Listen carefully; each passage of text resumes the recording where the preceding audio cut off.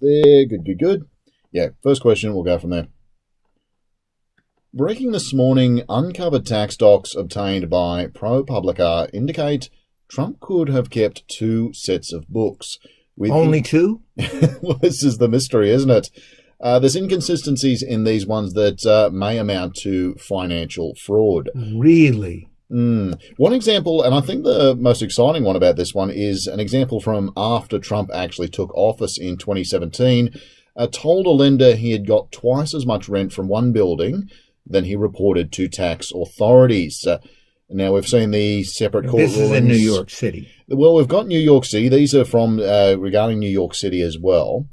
We've got the two rulings from New York, one from New York and one from Congress, that Trump needs to turn over these tax returns.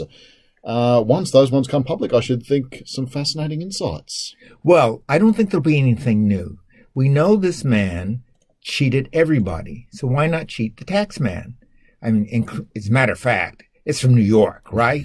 Does anyone in New York not cheat the tax man? Now, had you paid honest taxes, you wouldn't be fit to I shouldn't smirch New York that way. No, really many people, for many years, long before Trump was a president, said he always fixed the books on his properties and his taxes and the like. What will this mean, though? That's the bigger question. What it would mean is after he leaves the presidency, he could be tried for fraudulently filing New York tax returns, city and state. And these carry hefty penalties. But while he's president, that's unlikely. It does, though, put a dent in his honesty that some of his followers will say, this is a bit too much. Last week we talked about the US withdrawal from Syria, clearing the way for a Turkish invasion. Things seem to be going largely as expected. Honestly, there are so many different strands to pick up here. A lot of analysis. Ed, what's going on? Well, a couple of things are going on here. One is the Kurds are stronger than anybody expected, so they're putting up a pretty damn good fight. The second thing is Trump is really sorry he did this, because not only is he losing allies in Europe, some of his staunchest figures in the United States are backing away. He did it at the wrong time. When he needs people, he has got Lindsey Graham and other people saying, wait a minute, can I stand behind this guy? He's not standing behind the military. He's not standing behind constitutional issues. He chose the wrong time. But the sad thing is ISIS is already making its presence felt. I believe Trump reckons they've got the two most dangerous ones, but any of the others that escape, well, that's Europe's problem anyway. Oh, wow. As far as it applies back to domestic politics in the States, the House of Reps has condemned the withdrawal. Republicans, as you say, they can't defend this one. Trump has released a fairly childish letter he sent to Turkish President Erdogan, doubling down on the economic threats. And he's doubled down on his "they didn't help us in Normandy" defense by saying, well, the Kurds are no angels. And admittedly, there's probably something in that. If you could find a fighting force in the Middle East that's on the side of the angels, I would very much like to meet them, Ed. I think that's what the Bible was about. Yeah. There hasn't been anything conflict since the Bible was written. Remember, I was there. That puts any kind of thing that's decent on anybody's hands. These are bloody battles there, and they do not end. They've been going on for thousands of years. They'll continue to go on. I did want to avoid too much impeachment talk this week, but just putting Rudy Giuliani in the spotlight.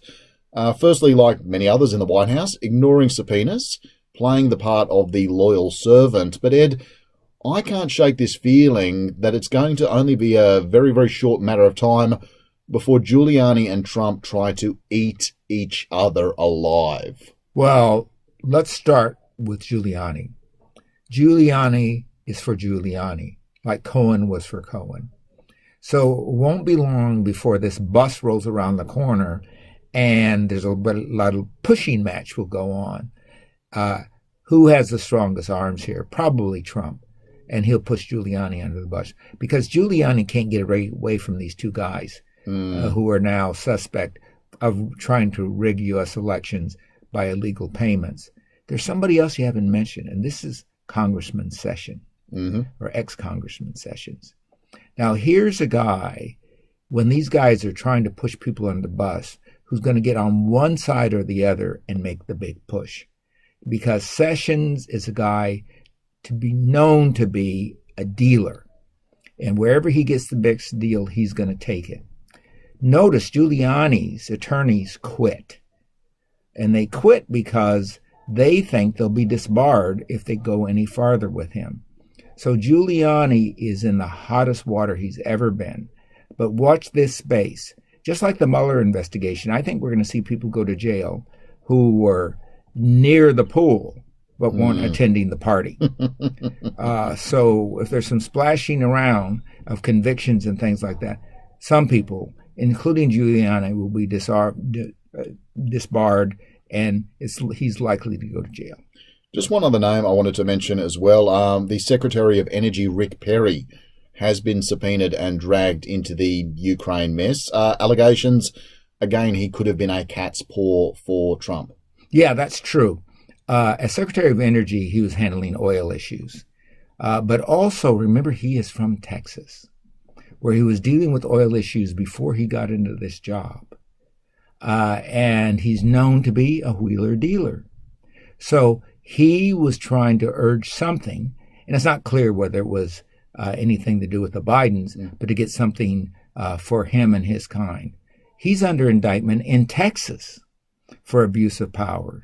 So he will try to cut some kind of a deal to stay out of jail.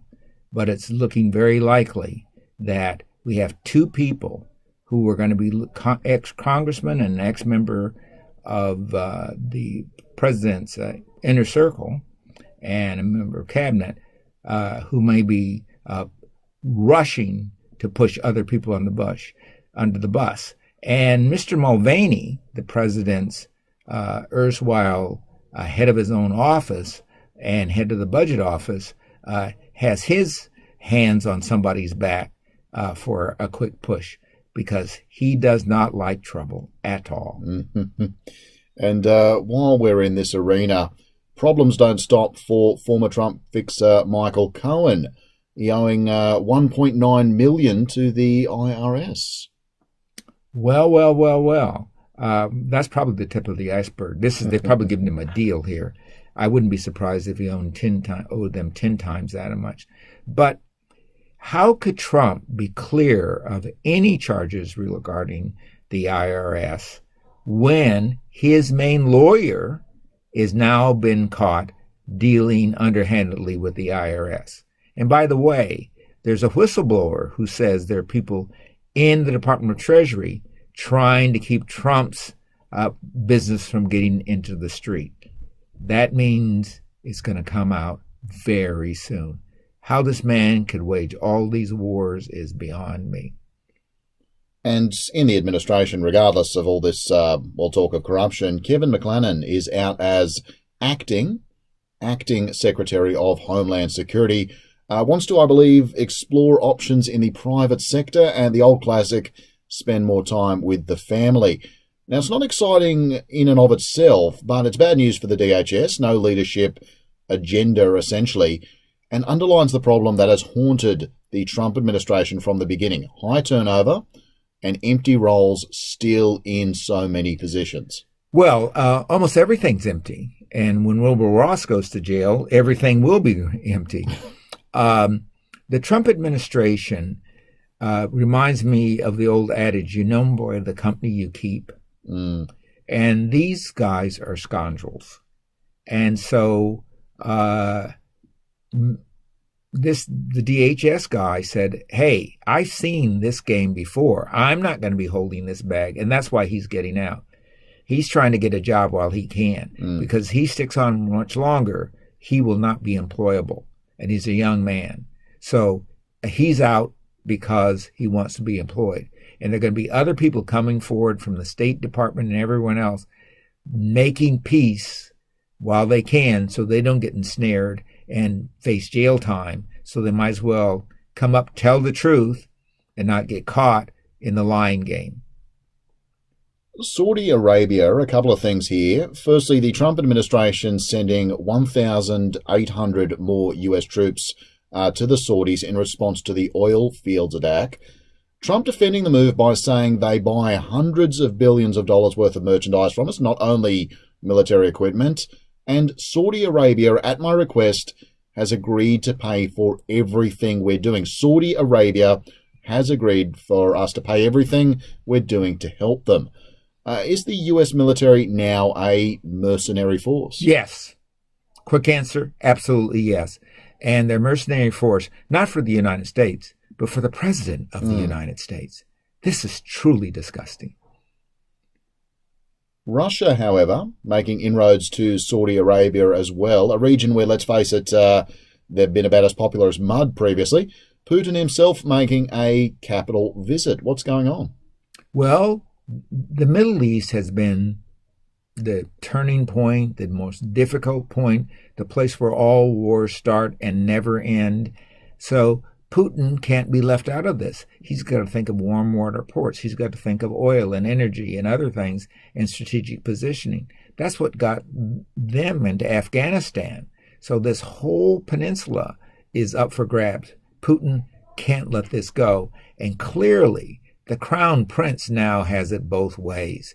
He can put the U.S. against Russia, Russia against the U.S., and never pay a nickel for any troops. Well, I think we've had too much fake news this week, Ed, so I've got to get some real news to take the taste out. Back home in domestic matters, the Ohio opioid trial kicking off.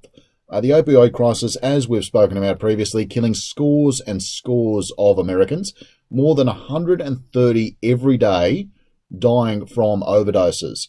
Now, settlement talks are ramping up. Reports that 3 major drug distributors and 2 manufacturers working on outlines of a settlement, which would include $22 billion in cash over time, plus up to $15 billion worth of overdose antidotes and treatment drugs. Thoughts on this one? Well, this is the settlement for tobacco, isn't it? And the way to get people out of these things is to have a big program like this that becomes a national program. So I think the new national program in the United States and here too, we have this same business going on, drug testing for kids going to these singing festivals.